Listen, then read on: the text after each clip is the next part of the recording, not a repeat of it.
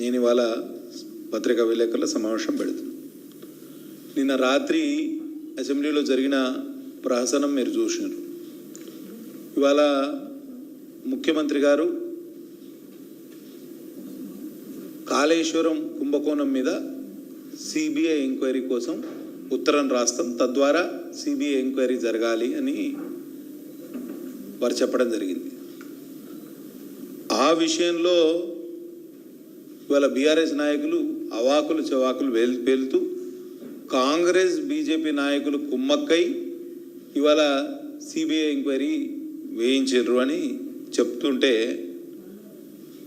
హాస్యాస్పదంగా ఉన్నది. CBI enquiry అంటే ఎందుకు భయం వేస్తుంది వీళ్ళకి?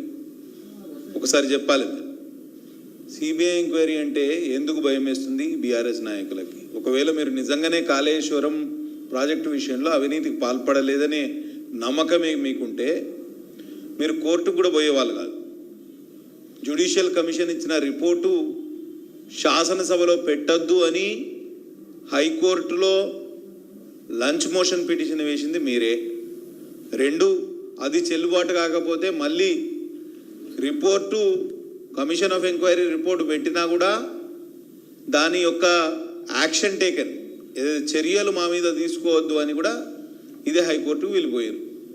ఇవన్నీ హైకోర్టులో అడ్డుకోవడానికి ప్రయత్నం చేసి ఇప్పుడు సిబిఐ ఎంక్వైరీకి రాష్ట్ర ప్రభుత్వం రాస్తున్న క్రమంలో మా మీద అభాండాలు మోపే ప్రయత్నం చేస్తున్నారు. వీళ్ళ వ్యవహారం చూస్తూ ఉంటే వీళ్ళకు అత్తదిట్టినందుకు బాధ లేదు, తోడికోడలు నవ్విందనే బాధ ఎక్కువగా కనిపిస్తాను. ఇవాళ నేను నిన్న అసెంబ్లీలో మాట్లాడిన క్రమంలో నిన్న కూడా నా అసెంబ్లీ సాక్షిగా కూడా నా మీద చాలా అభాండాలు మోపడం జరిగింది. ఒక తుమ్మిడిహెట్టి విషయంలో నీళ్లు లేవు, మేడిగడ్డ దగ్గర నీళ్లు ఉన్నాయి అని పదే పదే శాసనసభ్యులు మాజీ మంత్రి వర్యులు హరీష్ రావు గారు చెప్తా ఉంటే స్థానిక శాసనసభ్యునిగా, తుమ్మిడిహెట్టికి స్థానిక శాసనసభ్యునిగా జోక్యం చేసుకున్నాను నేను. స్పీకర్ గారు, అప్పుడు ఉన్న ప్యానల్ స్పీకర్ గారు బాలునాయక్ గారు, నాకు ఒక్క నిమిషం అవకాశం ఇవ్వండి, వీళ్ళు పదే పదే అబద్ధాలు చెప్తున్నారంటే వారు ఒక నిమిషం నాకు అవకాశం ఇస్తే నేను చెప్పడం జరిగింది. తుమ్మిడిహెట్టి దగ్గర ఎన్ని నీళ్లు ఉన్నాయో మేడిగడ్డ దగ్గర అంతే నీళ్లు ఉన్నాయి. మ్యాక్సిమం అయితే ఒక 2-3 టీఎంసీల నీళ్ళు మాత్రమే కలిసే అవకాశం ఉంది. ఎందుకంటే ఆ తుమ్మిడిహెట్టికి మేడిగడ్డ మధ్యలో వేరే మేజర్ రివర్స్ ఏవి లేవు, నదులే లేవు. అసలు ఉన్న నదులు ఏవి? చిన్న ఎర్రవాగు, పెద్దవాగు, నీల్వాయు వాగు, రాలివాగు లాంటి 3-4 ఉపనదులు మాత్రమే, రివ్యులెట్స్ మాత్రమే ఉన్నాయి. అన్ని కలిపితే ఒక 4-5 టీఎంసీల నీళ్లు కావు. శబరి నది కలిసేది కూడా మేడిగడ్డ తర్వాతనే, ఇంద్రావతి నది కలిసేది కూడా మేడిగడ్డ తర్వాతనే. ఇక గోదావరిలో నీళ్లు లేనే లేవు అనేది మన అందరికీ తెలుసు. గోదావరిలో నీళ్ళు లేవు కాబట్టి ప్రాణహిత మీద ప్రాజెక్టు కడుతున్నాం. ఎల్లంపల్లి నిండిన తర్వాత గోదావరిలో నీళ్లు రావాలి. ఈ సంవత్సరం కొంత వరద వచ్చింది కాబట్టి కొన్ని నీళ్ళు వచ్చినాయి. పోయిన 5-6 సంవత్సరాలుగా అసలు గోదావరికి వరదే లేదు.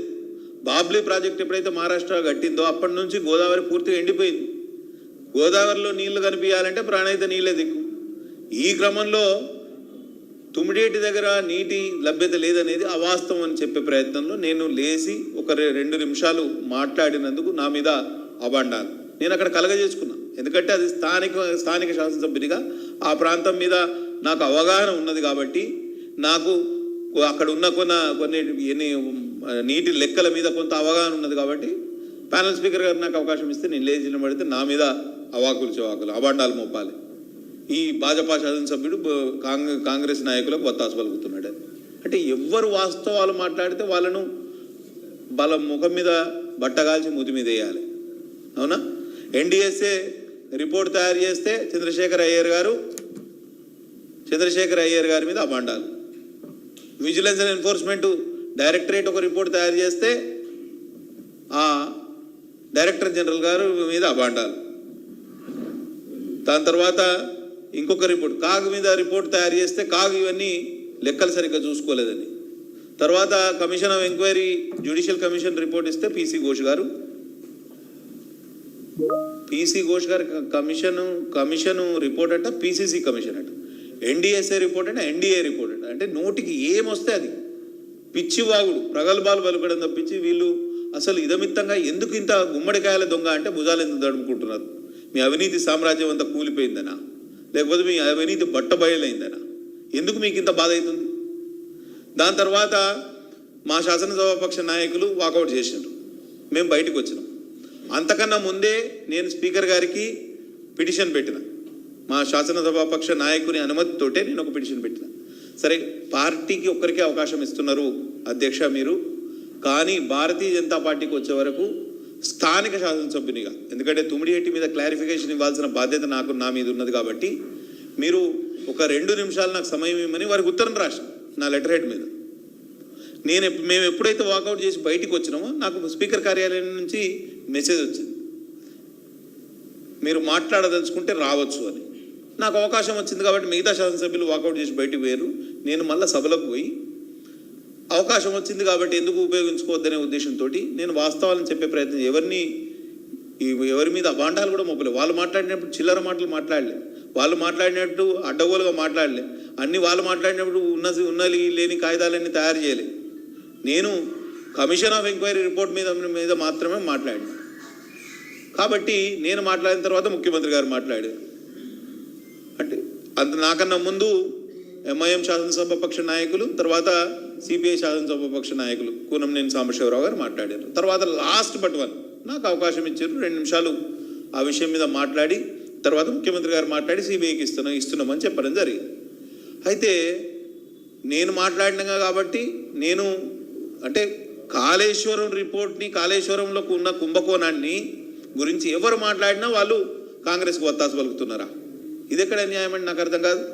మీరు ఘోష్ కమిషన్ రిపోర్ట్ను తప్పుపడుతూ వారి మీద అబాండాలు, చంద్రశేఖర్ అయ్యర్ గారి మీద అబాండాలు. మేము ఏదైనా అసెంబ్లీలో మాట్లాడితే మాకు శాసనసభ్యులుగా మాకున్న హక్కు అది. అక్కడ స్థానిక శాసనసభ్యునిగా తుమ్మిడిహెట్టి ప్రాంతానికి జరిగిన అన్యాయం, ఉమ్మడి ఆదిలాబాద్ జిల్లా, నిన్న అసెంబ్లీలో కూడా మాట్లాడినా, ఉమ్మడి